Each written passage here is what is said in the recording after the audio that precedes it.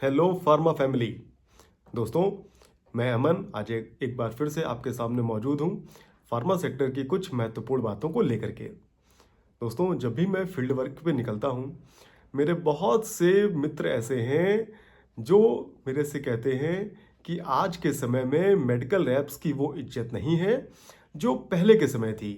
आज के समय कोई भी डॉक्टर मेडिकल रैप की रिस्पेक्ट नहीं करता है। तो जब मैं इन बातों का एनालिसिस करता हूँ, तो मुझे ऐसा लगता है कि अगर आज के समय में मेडिकल रैप की इज्जत कम हो गई है, तो कहीं ना कहीं उसका जिम्मेदार खुद मेडिकल रैप है।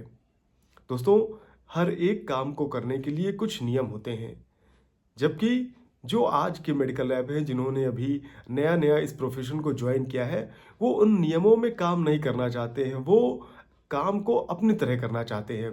तो जब भी आप नियमों को छोड़ करके काम को अपनी तरह करेंगे, आप सच मानिए आपकी रिस्पेक्ट कम हो जाएगी, क्योंकि अब काम में वो क्वालिटी नहीं रह गई। मैं आज कुछ ऐसे पॉइंट्स के साथ में आपके पास में आया हूं जो आप एनालिसिस करिए कि वाकई क्या इस तरीके की चीज़ें फील्ड में होती हैं। आप भी जब जाते होंगे कॉल करने, आप भी दूसरे मेडिकल रैप को देखिए, अगर इनमें से कुछ चीज़ें आप भी करते हैं या नहीं करते हैं तो उनको करिए। जो चीज़ें नहीं करनी चाहिए उनको मत करिए, लेकिन अपनी कॉल को प्रोडक्टिव बनाने के लिए, अपने काम में क्वालिटी लाने के लिए आपको जो भी नियम बताए गए हैं आपकी कंपनी के द्वारा, उन नियमों का पालन जरूर करिए। आज जो सबसे पहला पॉइंट है वो है डिटेलिंग का। मैं देखता हूँ बहुत सारे मेडिकल रैप को डिटेलिंग नहीं याद रहती है। अच्छा खासा समय हो गया है उनको किसी कंपनी में, लेकिन उनको डिटेलिंग नहीं याद है। वो सेल कर रहे हैं, उनको प्रोडक्ट के बारे में जानकारी है, नॉलेज है, बट उनको डिटेलिंग नहीं आती है। वो डॉक्टर के सामने किसी ब्रांड को अच्छे तरीके से डिटेल नहीं कर पाते हैं। सबसे बड़ी कमी है ये। तो जो भी मेडिकल रैप है जिसका भी ये प्रोडक्ट डिटेल करने का काम है, उसको करना ही पड़ेगा। प्रोडक्ट डिटेलिंग तो आपको आनी ही चाहिए, भले ही आप कितनी अच्छी सेल कर रहे हों। दूसरी चीज़ है, आज के जो मेडिकल रैप हैं वो आरसीपीए नहीं करते हैं। दोस्तों, अगर आपको अपनी कॉल को इफेक्टिव बनाना है, फोकस्ड बनाना है, आप चाहते हैं कि आप डॉक्टर से एकदम स्पेसिफिक बात करें, अपने ब्रांड की बात करें, डिमांड की बात करें, तो उसके लिए आपको आरसीपीए करना होगा। लेकिन आज के समय में हम लोग आरसीपीए करना भूल जाते हैं, या करते भी हैं तो सिर्फ अपने ब्रांड की जानकारी ले लेते हैं मेडिकल स्टोर से कि भैया हमारा प्रिस्क्रिप्शन आ रहा है कि नहीं आ रहा है, नहीं आ रहा है तो किसका आ रहा है, कितना आ रहा है, ऐसा कुछ भी नहीं पूछते हैं। जिसकी वजह से डॉक्टर को लगता है कि आप होमवर्क करके नहीं आ रहे हैं। मैंने कुछ ऐसे मेडिकल रैप को देखा है जिनका प्रिस्क्रिप्शन लिख रहा है डॉक्टर, उसके बावजूद वो जाकर के मेडिकल रैप डॉक्टर से रिक्वेस्ट कर रहे हैं कि मैम मेरा प्रिस्क्रिप्शन स्टार्ट करिए। कुछ डॉक्टर ने कहा कि नहीं मैं तो आपका प्रिस्क्रिप्शन लिख रहा हूँ, कुछ डॉक्टर ने तो हंस के टाल दिया, लेकिन वो इस बात को समझ गए कि ये मेडिकल रैप होमवर्क करके नहीं आ रहे हैं। जो तीसरा पॉइंट है, हमें अपने प्रोडक्ट की साइंटिफिक जानकारियां नहीं रहती हैं। कुछ लोग हैं उन्होंने डिटेलिंग तो तैयार कर ली, लेकिन अगर आप जिस ब्रांड को डॉक्टर को प्रमोट कर रहे हैं उसकी डिटेलिंग के साथ में उसकी साइंटिफिक चीज़ें भी पता होनी चाहिए। डिटेलिंग तो शुरुआती तौर पे है कि कोई नया ब्रांड आया है या आपने किसी नई कंपनी को ज्वाइन किया है, तो शुरुआत में डिटेलिंग आप करने लगे, लेकिन उसका जो साइंटिफिक पार्ट है उसके विषय में भी डॉक्टर से डिस्कशन होना चाहिए। सिर्फ डिटेलिंग से काम नहीं चलेगा, आपको उस प्रोडक्ट की पूरी नॉलेज होनी चाहिए, तभी आप डॉक्टर को कन्विंस कर सकते हैं। तो उसके लिए आपको साइंटिफिक चीज़ों पर भी बात करनी चाहिए। साइंटिफिक चीज़ें सबसे पहले आपको पता होनी चाहिए। आपकी कंपनी का जो ट्रेनिंग सेशन है, आप उसमें पूरे दिलो दिमाग से बैठिए, आपको जो क्वेरी है अपनी कंपनी से करिए। जिस भी तरीके से हो, पहले आप सेटिस्फाई होइए, फिर आप अपने डॉक्टर को सेटिस्फाई करिए। चौथी चीज़ है, हम में से बहुत से लोग हैं जो अपना वर्किंग बैग, अपना हेलमेट डॉक्टर के वेटिंग एरिया में जो चेयर्स पड़ी रहती हैं उन पर रख देते हैं। अब देखिए, अगर आप अपना हेलमेट, अपना बैग और स्वयं, तीन चेयर आपने ऑक्युपाई कर रखी हैं। अब डॉक्टर भी सीसीटीवी कैमरे से देख रहा है कि इस तरीके अगर 5-6 मेडिकल रैप बैठ गए और सबने 3-3 सीट ऑक्यूपाई कर ली, तो उसके चैम्बर में जगह कहाँ बचेगी? उसका पेशेंट कहाँ बैठेगा? तो हम इन चीज़ों का भी अब ध्यान नहीं रखते हैं। हम डॉक्टर के चेम्बर में बहुत तेज़-तेज़ बात करने लगते हैं, बहुत तेज़-तेज़ हँसने लगते हैं। जो रिस्पेक्ट वाली बात हो रही है, वो इसी सब से हो रही है कि हम आज के समय में इन चीज़ों को ध्यान नहीं देते हैं। छठवां जो पॉइंट है, वो है आज के समय में अगर पेशेंट चैम्बर में ज़्यादा है और हम सीट पे बैठे हैं, हम देख करके इग्नोर कर देते हैं कि पेशेंट को बैठने के लिए जगह पहले देनी होगी।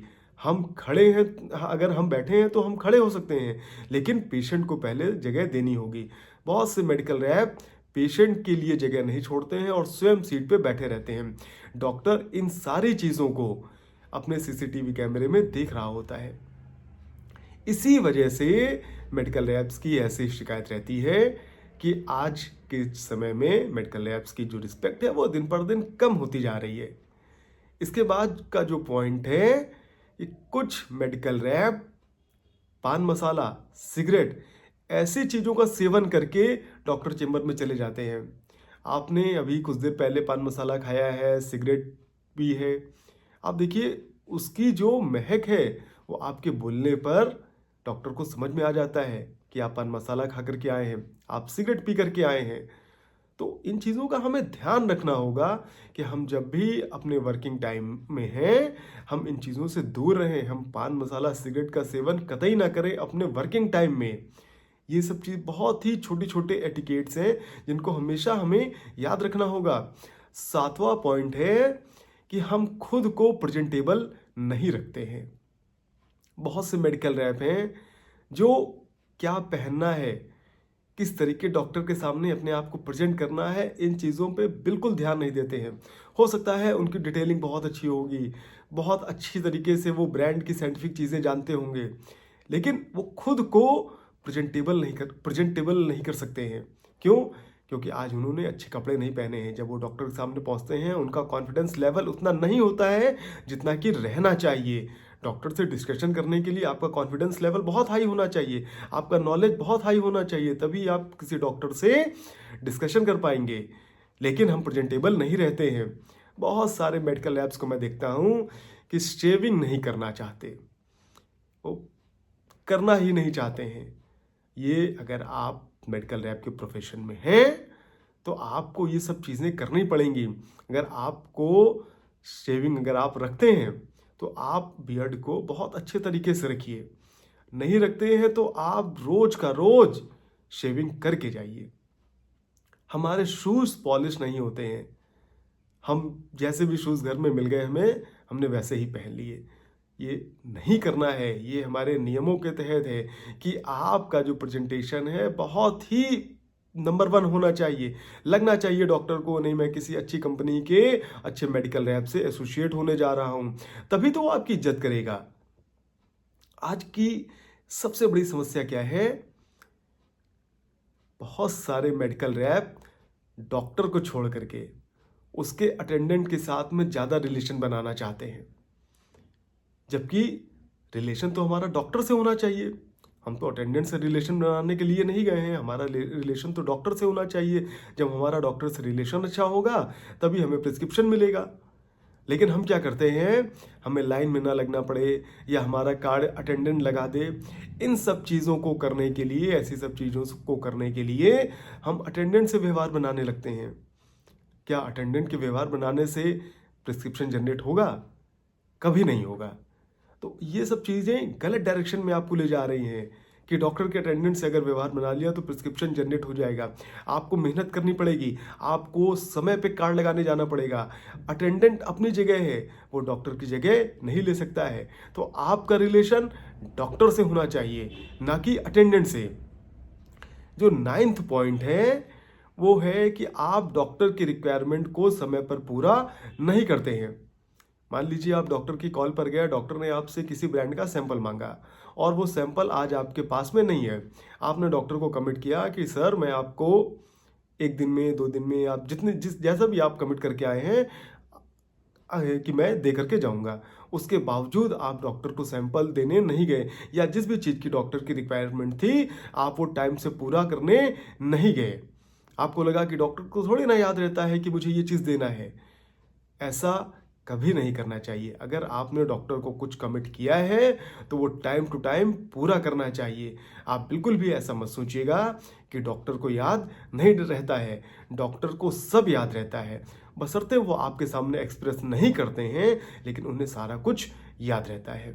तो अगर इन पॉइंट्स पर आप काम करेंगे, आप निश्चित तौर पे देखिएगा मेडिकल रैप्स की जो रिस्पेक्ट है वो दोबारा से बढ़ेगी। डॉक्टर आपसे एसोसिएट होना चाहेगा कि नहीं, जैसा भी हो ये मेडिकल रैप के अंदर बहुत अच्छे टिकेट्स हैं, मेडिकल रैप्स की जो भी नियम है ये मेडिकल रैप उन सभी को फॉलो करते हैं। तो इस तरीके की चीज़ों को करने के लिए आपको मेरे वीडियोस देखने पड़ेंगे। ऐसी जानकारी लेने के लिए आपको मेरे वीडियोस देखने पड़ेंगे। मैं आपसे हर बार कह रहा हूँ कि ऐसे वीडियोस खुद भी देखिए और भी आपके जो दूसरे मेडिकल रैप मित्र हैं उनको भी दिखाइए।